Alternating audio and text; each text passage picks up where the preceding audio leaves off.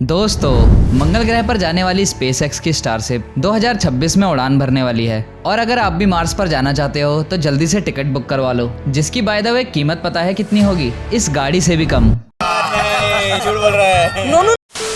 बस बात यह है ना दोस्तों, आज तक इंसान कोई दूसरे ग्रह पर भी नहीं गया है और हम चांद पे भी आई थिंक लास्ट 1972 में गए थे। सो जो चीज 1972 से अब तक नासा या कोई दूसरी स्पेस एजेंसी नहीं कर पाई, वो हमारे एलॉन भैया ने 5 सालों में करके दिखा दिया। और तो और उनके सफर का हिस्सा सिर्फ एस्ट्रोनॉट नहीं बल्कि आपकी और मेरी तरह आम इंसान भी होंगे, क्योंकि उन्होंने स्पेस ट्रैवल की कीमत दुनिया की सोच से भी बढ़कर कम कर दी है। फॉर एग्जाम्पल, जहाँ नासा के स्पेस शटल मिशन का कॉस्ट 10,000 करोड़ होता है, वहीं पर स्पेसएक्स फैल्कन 9 का लॉन्च कॉस्ट होता है सिर्फ 400 करोड़ रुपए। और डेफिनेटली इससे एक सबसे बड़ा सवाल ये उठता है कि आखिर स्पेसएक्स इतने सस्ते दाम में ये सब कैसे मैनेज कर पा रहा है। आई मीन कुछ तो तिगड़म दिमाग एलॉन भैया लगा रहे होंगे अपने स्पेसएक्स के अड्डे में कि ये सब पॉसिबल हो पा रहा है। वेल, बिल्कुल यही सारी चीजें आज की इस वीडियो में मैं आपके साथ शेयर करने वाला हूँ, तो बने रहे इस वीडियो में एंड तक मेरे साथ। तो हेलो गाइज, मेरा नाम है आलोक और चलिए शुरू करते हैं आज के इस न्यू एपिसोड को। सो फ्रेंड्स, सबसे पहले तो जानते हो सबसे उत्सुक करने वाले सवाल का जवाब। स्पेसएक्स आखिर एक इंसान को मार्स पे कितने रुपए में पहुंचाएगा? मार्स की टिकट आखिर कितनी होने वाली है? ये मैं बहुत जल्दी आपसे शेयर करूंगा, लेकिन उससे पहले आइए हम मोटा मोटा हिसाब जान लेते हैं कि मार्स पर या स्पेस में जाने की कीमत क्या होती है। और इसका सबसे बेहतर एग्जाम्पल अभी हाल ही में हुए जेफ बेजोस के travel to the space. 4 minute बैठने के लिए पूरे 40,000 करोड़ खर्च दिए। लेकिन 2026 तक स्पेसएक्स 100 लोगों को मार्स पर भेजना चाहता है। पर हाँ, हर इंसान का 40,000 करोड़ तो ऑब्वियसली नहीं भर सकता है, और इसलिए Elon Musk constantly space travel का कॉस्ट कम करने की कोशिश कर रहे हैं। इसी की वजह से ये पॉसिबल हो पाएगा कि मार्स पर जाने के लिए लोग टिकट खरीद सके, अफोर्डेबल हो सके। सो कुछ आंकड़े लगाने के बाद इलॉन भैया के पास वो एग्जैक्ट फिगर आया जिस कॉस्ट में आप मार्स के दर्शन लगा के आ सकते हो। और वो फिगर क्या है आपको पता है? 37 लाख रुपीस। अब भाई, इससे ज्यादा महंगी तो लोग इंडिया में गाड़ियां खरीदते हैं। पर बात यह है ना कि स्पेसएक्स आखिर अपने कॉस्ट को इतना कैसे घटा पा रहा है? क्या कैलकुलेशन एलॉन मस्क यूज कर रहे हैं? वेल, इसका सबसे पहला रीजन है स्पेसएक्स के रीयूजेबल रॉकेट्स। अब ऐसा है ना कि जिस स्पेसशिप से स्पेसएक्स लोगों को मार्स पर भेजने वाला है, उस सिंगल रॉकेट का कॉस्ट है 16,000 करोड़। लेकिन हर बार अगर वो लोगों को मार्स पर भेजने के लिए नए रॉकेट्स बनाना शुरू कर दे तो ऑब्वियसली उसे दिन में ही सितारे दिखने लगेंगे। और इसीलिए SpaceX unlike any other space agency reusable rockets use कर रहा है। नासा के पास भी ये रीयूजेबल रॉकेट्स नहीं है। आई मीन टेक्निकली था चैलेंजर स्पेस शटल नाम का, लेकिन उसे भी एक डिजास्टर के बाद बंद करना पड़ गया। वो अभी यूज में नहीं है। स्पेसएक्स की जो स्टारशिप चैलेंजर है, ये बाकी दूसरे स्पेसक्राफ्ट से भी काफी बड़ी है, और उसके सामने इंसान कैसे कैसे दिखते हैं जरा ये झलक देखो।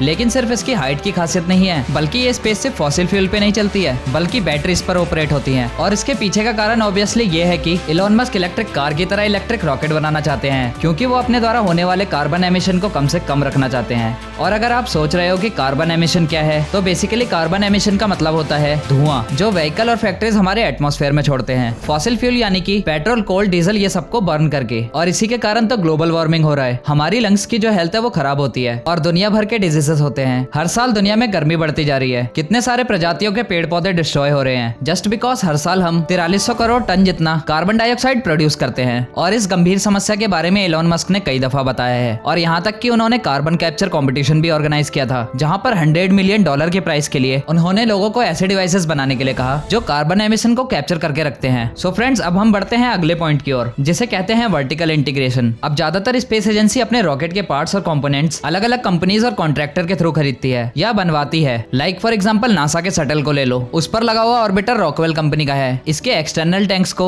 लॉकहीड मार्टिन कंपनी ने डेवलप किया है, और एटीके ने डेवलप किया है उसका सॉलिड रॉकेट बूस्टर। लेकिन स्पेसएक्स अपने सारे रॉकेट के कंपोनेंट्स को खुद डिजाइन करते हैं और खुद मैन्युफैक्चर करते हैं, क्योंकि जब कोई भी स्पेस एजेंसी अपने हर पार्ट्स अलग अलग कंपनी से खरीदती है, तो हर कंपनी के खुद के भी अलग अलग सब कॉन्ट्रैक्टर्स होते हैं जो हर प्रोडक्ट के सेलिंग प्राइस को अपना भी खुद का प्रॉफिट रख के उसे बेचते हैं। यहाँ पर अननेसेसरी सप्लाई चेन क्रिएट हो जाता है, सबको प्रॉफिट देना पड़ता है और अननेसेसरी उस प्रोडक्ट की वैल्यू बढ़ जाती है। कुछ इस तरह समझो कि आपने किसी दुकान से 10 रुपए का एक एक्टो पॉपकॉर्न का पैकेट खरीदा, उसे घर पर बनाया, लेकिन जब गर्लफ्रेंड के साथ थिएटर जाते हो तब उसी पॉपकॉर्न के लिए आपको 500 रुपए भरने पड़ते हैं। मतलब 10 रुपए का एक्टू उधर ही थिएटर में मिल रहा है तो 500 रुपए भरने पड़ते हैं। और इसी वजह से स्पेसएक्स अपने सारे कंपोनेंट्स खुद बनाता है। एंड माइंड यू, खुद से बनाता ही नहीं है बल्कि दूसरों को बेचता है। और इस कंपनी का क्वालिटी कंट्रोल भी एकदम टॉप नॉच होता है, और इसके वजह से वह अच्छे खासे बजट में एक हाई क्वालिटी प्रोडक्ट दे पाता है। और इसी वजह से उस कंपनी के एम्प्लॉय वो भी अपने न्यू आइडियाज डेवलप करने, इंप्रूव करने और अपनी राय देने में काफी हेल्प मिलती है, जिससे उनकी टीम में स्पेस इंटेलिजेंस काफी बढ़ रहा है।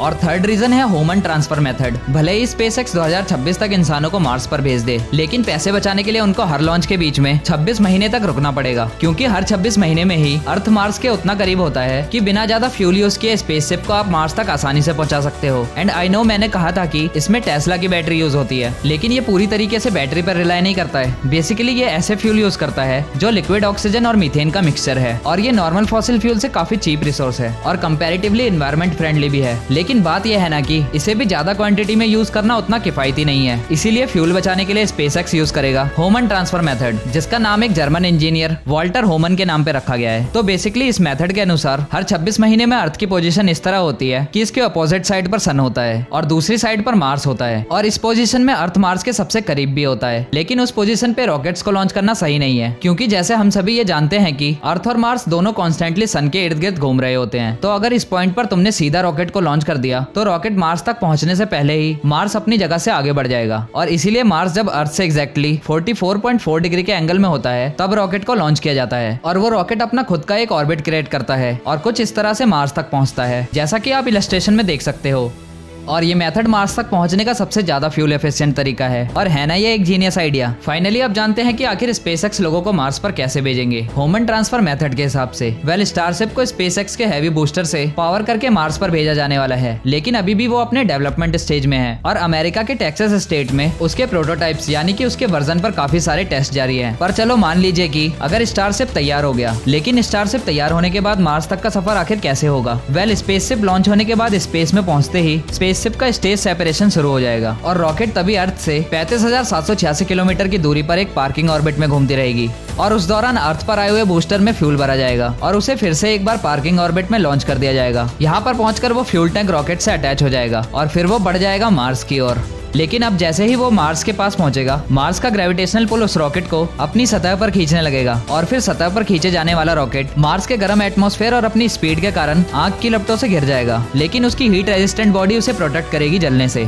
और अब जैसे ही स्पेसशिप मार्स पर लैंड हो जाएगी, वैसे ही पॉल वूस्टर यानी कि स्पेसएक्स के प्रिंसिपल मास डेवलपमेंट इंजीनियर के हिसाब से उसमें सवार लोगों का सबसे पहला काम होगा फ्यूल बनाने के लिए मार्स पर सप्लाईज ढूंढना। जैसे हमने पहले देखा था, starship liquid oxygen methane fuel पर चलती है, क्योंकि ये फ्यूल चीप होने के साथ साथ इसकी रॉ मटेरियल आसपास इजीली अवेलेबल है, और इसीलिए तो ये चीप है। और इन रॉ मटेरियल के रिसोर्सेज के हिसाब से स्पेसएक्स डिसाइड करेगा कि मार्स पर कहां लैंड करना है, जहां पर ये फ्यूल इजीली अवेलेबल हो। और वैसे तो स्पेसएक्स की नजर दो पोटेंशियल साइट्स पर है, एक है आर्केडिया प्लेनेटिया और दूसरा है फ्लैग्रा मॉन्टिस के पास में। ये दोनों लोकेशन चूज करने के पीछे पहला रीजन ये है कि इन जगहों पर ऊंचाई कम होने के कारण यहाँ पर लैंड करना बहुत ही आसान होगा, और दूसरा रीजन ये है कि दोनों ही जगहों के पास वाटर पाया गया है, आइस के फॉर्म में, और ऑब्वियसली वहाँ जाने के बाद पानी उनका सबसे बड़ा रिसोर्स होगा। अब जैसे ही वो लोग वहाँ पर सप्लाईज और रिसोर्सेज ढूंढ लेंगे, उसके बाद स्पेसएक्स वहाँ लॉन्च पैड्स, पावर जनरेशन के सिस्टम, रेडिएशन शेल्टर और ग्रीन हाउस बनाने का सोचेगा। लेकिन किसी भी इंसान को मार्स पर भेजने से पहले स्पेसएक्स 2 से 3 कार्गो स्टारशिप्स को पहले लॉन्च करेगा, और जब वो लोग मैंड मिशन भेजेंगे तभी भी स्टार्टिंग के कुछ लॉन्चेस में वो लोग छोटे छोटे क्रूज को भेजेंगे, जिसमें ज्यादातर एस्ट्रोनॉट, रिसर्चर्स और साइंटिस्ट रहेंगे, जिनके पास प्रॉपर नॉलेज है सभी चीजों का, और जो वहाँ जाकर रिसोर्सेज ढूंढेंगे और मार्स पर रहने के लिए कैंप्स पहले से ही सेटअप करके आ जाएंगे। साथ ही उनके इस ट्रिप की टाइमिंग भी 6 से 4 महीने की ही होगी, ताकि ज्यादा टाइम तक मार्स के रेडिएशन में रहने की वजह से उनके बॉडी में रेडिएशन के द्वारा साइड इफेक्ट ना होने लग जाए। तो दोस्तों क्या कहते हो, 37 लाख रुपए देकर मार्स पर जाना चाहोगे? नीचे कमेंट करके जरूर बताना। और अगर दोस्तों इस वीडियो से कुछ नया सीखने को मिला तो एक लाइक जरूर करना। अब अगर आप इस चैनल पर और ऐसे इंटरेस्टिंग वीडियो देखना चाहते हो तो चैनल को सब्सक्राइब करने के साथ साथ नोटिफिकेशन बेल आइकन जरूर दबाना। मैं मिलता हूँ आपको अपनी नेक्स्ट वीडियो में, तब तक के लिए बाय, जय हिंद।